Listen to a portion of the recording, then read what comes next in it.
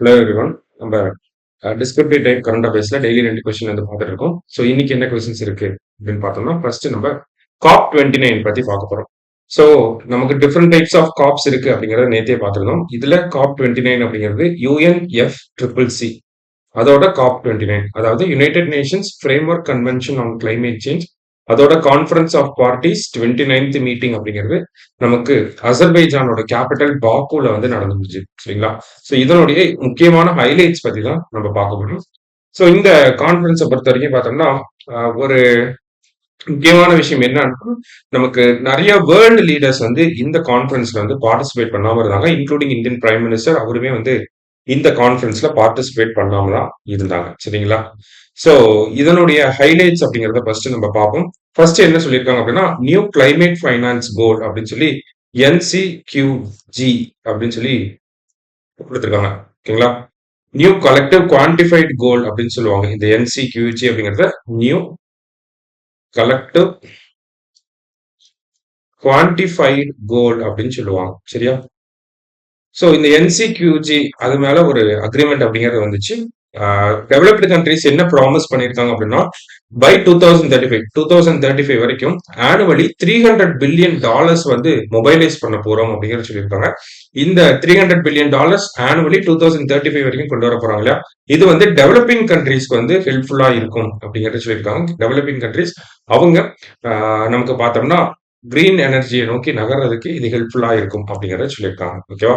So general target என்னவா இருந்துச்சு அப்படின்னா, இயர்லி $1.3 ட்ரில்லியன் வந்து மொபைலைஸ் பண்ணணும் அப்படிங்கிறதா. பட் ஸ்டில் $300 பில்லியன் தான் நமக்கு வந்து அக்ரிமெண்ட் அப்படிங்கிறது வந்துச்சு. சரிங்களா? சோ இதுதான் ஃபர்ஸ்ட் இம்பார்ட்டன்டான விஷயம். அடுத்தது கார்பன் மார்க்கெட்ஸோட எஸ்டாப்ளிஷ்மெண்ட் அப்படிங்கிறது. ஆர்டிகல் 6 ஆஃப் பாரிஸ் அக்ரிமெண்ட் தான் நமக்கு கார்பன் மார்க்கெட்டை பத்தி பேசுது. சரிங்களா? சோ அந்த கார்பன் மார்க்கெட்டை வந்து இந்த பாக்கு கிளைமேட் சேஞ்ச் கான்ஃபரன்ஸ்ல வந்து எஸ்டாப்ளிஷ் பண்ணியிருக்காங்க. சோ அதுல இருக்கக்கூடிய முக்கியமான 2 ஆர்டிகல்ஸ் கொடுத்திருக்காங்க. ஆர்டிகல் 6.2 அப்படிங்கறது பார்த்தோம்னா, கார்பன் ட்ரேடிங் அப்படிங்கறத கிரெடிட்ஸ் மூலியமா நமக்கு இன்ஷூர் பண்றாங்க. அடுத்தது வந்து நமக்கு கார்பன் ட்ரேடிங் சிஸ்டம் அப்படிங்கறது சென்ட்ரலைஸ்டா UN managed carbon trading system வந்து கொண்டு வராங்க. சரிங்களா? சோ இது என்ன ஒரு கான்செப்ட் அப்படின்னு பார்த்தோம்னா, கார்பன் மார்க்கெட் அப்படிங்கிறது நமக்கு ஒரு கம்பெனி வந்து ஒரு இண்டஸ்ட்ரி வந்து கார்பன் எமிஷனை கம்மி பண்ணாங்க அப்படின்னா அவங்களுக்கு கார்பன் கிரெடிட்ஸ் அப்படிங்கிறது வரும். சோ இந்த கிரெடிட்ஸ் மூலியமா அவங்க வந்து ட்ரேடிங் அப்படிங்கறத பண்ணிக்கலாம். சரிங்களா? சோ அதான் இந்த கார்பன் மார்க்கெட் அப்படிங்கிறது. இந்தியாலுமே எனர்ஜி கன்சர்வேஷன் ஆக்ட அமெண்ட் பண்ணி 2022லயே இந்த கார்பன் ட்ரேடிங் சிஸ்டம் அப்படிங்கிறது இந்தியாவில் கொண்டு வந்திருக்காங்க. சரியா? அடுத்தது declaration on reducing methane. So methane ரிடக்ஷனை பத்தி இந்த இடத்துல பேசியிருக்காங்க. ஏன்னா மீத்தேனோட ரிடக்ஷன் அப்படிங்கிறது ரொம்ப இம்பார்ட்டன்டான ஒரு விஷயம். ஏன்னா கார்பன் டை ஆக்சைடோட மீத்தேனோட இன்டென்சிட்டி தான் வந்து ரொம்ப அதிகமா இருக்கு இந்த கிளைமேட் சேஞ்ச்ல. ஆனா மீத்தேனோட அந்த பிரசன்ஸ் அப்படிங்கிறது அட்மாஸ்பியர்ல கம்மியா இருக்கனால தான் நம்ம மீத்தேன் ரிடக்ஷனை பத்தி பெரிய அளவுல பாக்குறது இல்லை. ஓகேங்களா? சோ மீத்தேனோட குவான்டிட்டி வந்து அட்மாஸ்பியர்ல கம்மியா இருக்கு. கம்பேரிட்டிவ்லி நமக்கு கார்பன் டை ஆக்சைடு அதிகமா இருக்கு. அதனாலதான் எல்லா கண்ட்ரீஸும் கார்பன் எமிஷன் பத்தி பேசுறாங்க. பட் ஸ்டில் மீத்தேன் ரிடக்ஷன் அப்படிங்கிறது ரொம்ப முக்கியமான ஒரு விஷயம் தான். வேர்ல்ட் லெவல்ல பார்த்தோம்னா அக்ரிகல்ச்சர் தான் இந்த மீத்தேன் எமிஷன்ல ரொம்ப முக்கியமான ஒரு ரோல் பிளே பண்ணுது. இப்ப இந்த மீத்தேன் ரிடக்ஷனை பத்தி ஒரு 30+ கண்ட்ரீஸ் வந்து ஒரு டிக்ளரேஷன் அப்படிங்கறத கொண்டு வந்திருக்காங்க. அதுல இந்தியா இஸ் நாட் சிக்னேட்டரி அப்படிங்கறத நம்ம மென்ஷன் பண்ணணும். சரிங்களா? அதே மாதிரி குளோபல் மீத்தேன் பிளட்ஜ் அப்படிங்கிறது இருக்கு. ஓகேங்களா? மீத்தேன் எமிஷனை 30% கம்மி பண்ணணும் பை 2030 அப்படிங்கிறது. சோ அதையும் டெவலப் பண்ணியிருக்காங்க. அடுத்ததா பார்த்தோம்னா indigenous peoples and local communities அப்படின்னு சொல்லி சோ ஒரு பாக்கு ஒர்க் பிளான் அப்படிங்கறத கொண்டு வந்திருக்காங்க. எதுக்காக அப்படின்னு பார்த்தோம்னா, நம்ம indigenous people and then local கம்யூனிட்டிஸை இந்த கிளைமேட் சேஞ்ச்க்கான ஃபைட்ல வந்து கொண்டு வரணும் அப்படிங்கிறதுக்காக தான். ஸோ இண்டிஜினியஸ் பீப்புளோட நாலேஜ், அந்த நாலேஜ் வந்து மாடர்ன் சயின்ஸோட இன்டகிரேட் பண்ணி நமக்கு இந்த கிளைமேட் சேஞ்ச் அகைன்ஸ்டான ஃபைட்ல யூஸ் பண்ணணும் அப்படிங்கறதான் இந்த விஷயத்தோட ஒரு இம்பார்ட்டன்டான ஆப்ஜெக்டிவ். சரிங்களா? அடுத்ததா பார்த்தோம்னா ஜெண்டர் அண்ட் கிளைமேட் சேஞ்ச் அப்படின்னு சொல்லியிருக்காங்க. ஸோ இந்த லிமா ஒர்க் ப்ரோக்ராம் அப்படிங்கிறது நமக்கு 2014ல இருக்கும்.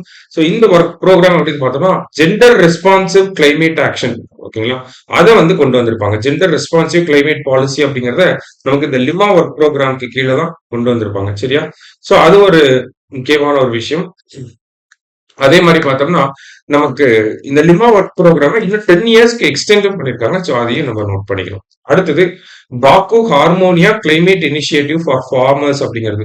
ஸோ இது வந்து COP29 நமக்கு FAOவோட பார்ட்னர்ஷிப்போட இதை கொண்டு வந்திருக்காங்க, ஃபுட் அண்ட் அக்ரிகல்ச்சர் ஆர்கனைசேஷனோட. ஸோ இது என்ன அப்படின்னு பார்த்தோம்னா, நமக்கு ஃபார்மர்ஸ் அண்ட் தென் அக்ரிகல்ச்சர் அதில் ஃபேஸ் பண்ணக்கூடிய ப்ராப்ளம்ஸ், அதில் இருக்கக்கூடிய கிளைமேட் சேஞ்ச்னால ஏற்படக்கூடிய சேலஞ்சஸை வந்து அட்ரஸ் பண்றதுக்காக இந்த பாக்கு Harmonia climate initiative for farmers அப்படிங்கறத கொண்டு வந்திருக்கு. ஓகேவா? சோ இதுதான் முக்கியமான ஹைலைட்ஸ் அப்படிங்கிறது இதெல்லாம் தான். இதுல இந்தியாவோட ஸ்டாண்ட் என்ன அப்படிங்கறத பார்க்கணும். ஃபர்ஸ்ட் நியூ கலெக்டிவ் குவான்டிஃபைட் கோல். இதுல இந்தியாவோட அப்போசிஷன் அப்படிங்கிறது ரொம்ப அதிகமா இருந்துச்சு. அதே மாதிரி இந்தியாவை சப்போர்ட் பண்ணி நிறைய நாடுகள், நைஜீரியா இந்த மாதிரியான நாடுகள்லாம் சொல்லியிருந்தாங்க. என்ன அப்படின்னா நம்ம பார்த்தோம் NCQG-ல நமக்கு $1.3 trillion வந்து டெவலப்பிங் கண்ட்ரிஸ் கேட்கறாங்க. ஆனா டெவலப்டு கண்ட்ரிஸ் $300 பில்லியன் தான் வந்து அக்செப்ட் பண்ணிருக்காங்க. இது வந்து இன்சபிஷியன்டா இருக்கு அப்படின்னு சொல்லி இந்தியா கிரிட்டிசைஸ் பண்ணிருப்பாங்க. அட்லீஸ்ட் ஒரு $600 பில்லியன் ஆவது தேவைப்படும் அப்படிங்கறதையும் சொல்லியிருப்பாங்க. ஆனா கிளைம் பண்றது எவ்வளவு அப்படின்னா $1.3 trillion ஆனுவலா தேவைப்படுது அப்படிங்கறத சொல்லியிருப்பாங்க. அடுத்தது article 9 of the Paris agreement. ஓகேங்களா? சோ இந்த ஆர்டிகல் 9 என்ன சொல்லியிருக்கோம் அப்படின்னா, அந்த கிளைமேட் ஃபைனான்ஸ்ல வந்து டெவலப்டு கண்ட்ரிஸ் மட்டும் கொடுக்க தேவையில்ல, டெவலப்பிங் கண்ட்ரிஸும் கொடுக்கணும் அப்படிங்கறத மென்ஷன் பண்ணியிருப்பாங்க. சோ அந்த ஒரு டெவலப்பிங் கண்ட்ரிஸ் கொடுக்கணும் அப்படிங்கறத வந்து இந்தியா அப்போஸ் பண்ணியிருப்பாங்க. சரியா? அடுத்ததா பார்த்தோம்னா சாலிடாரிட்டி வித் வல்னரபிள் நேஷன்ஸ். இந்த வல்னரபிள் நேஷன்ஸ் எல்லாமே பார்த்தோம்னா இந்த $300 பில்லியன் அப்படிங்கறத வந்து அக்செப்ட் பண்ணிருக்க மாட்டாங்க. இல்லைங்களா? சோ வல்னரபிள் நேஷன்ஸ் இந்த இடத்துல யாரை சொல்றோம்னா least developed countries, developing countries, அதே மாதிரி ஸ்மால் ஐலாண்ட் ஸ்டேட்ஸ் இருக்காங்க. ஓகேங்களா? ஸ்மால் ஐலாண்ட் டெவலப்பிங் ஸ்டேட்ஸ், சின்ன சின்ன குட்டி குட்டி தீவு நாடுகள்லாம் இருப்பாங்க இல்லையா? சோ இவங்க எல்லாருமே பார்த்தோம்னா இந்த $300 பில்லியன் அப்படிங்கறத அப்போஸ் பண்ணிருப்பாங்க. சோ அதையுமே இந்தியா வந்து அவங்களுக்கும் ஒரு சப்போர்ட் அப்படிங்கறத கொடுத்திருப்பாங்க. சரிங்களா?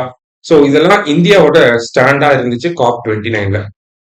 சோ COP29ஓட கன்க்ளூஷன் நம்ம ஒரு வே ஃபார்வர்ட் மாதிரி கொடுத்துடலாம். இந்த கிளைமேட் ஃபைனான்ஸ் அப்படிங்கிறது இன்னும் கொஞ்சம் அதிகப்படுத்தி கொடுத்தா நல்லா இருக்கும் அப்படிங்கிற மாதிரி சொல்லி நம்ம முடிச்சிட வேண்டியதான். சரிங்களா? சோ COP29ல என்ன முக்கியமான விஷயங்கள் நடந்துச்சு அப்படிங்கிறது தான் இந்த விஷயத்துல பாருங்க. PDF அட்டாச் பண்ணிருக்கோம். சோ நீங்களும் எடுத்து ஒரு தடவை படிச்சு பாருங்க. சரியா? தேங்க்யூ.